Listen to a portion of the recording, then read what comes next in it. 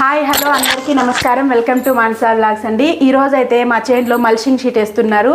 వాళ్ళ కోసం అయితే నేను ఫుడ్ ప్రిపేర్ చేశాను. మార్నింగ్ అనమాట 8:39 అయితే ఉంది. ఏమేమి చేశానో చూసేస్తాం కదండి. సంగటి ముద్దలు అన్నమాట, వేడివేడి సంగటి ముద్దలు.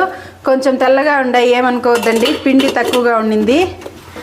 అలాగే పప్పు అన్నమాట, మేము పులుగూర బ్యాళ్ళ పులుగూర అడవంతం చేసిన పప్పు అన్నమాట. ఇది బ్యాళ్ళ పులుగూర సంగటి కోసం ప్రిపేర్ చేసిన బ్యాళ్ళ పులుగూర. అలాగే రసం అండి,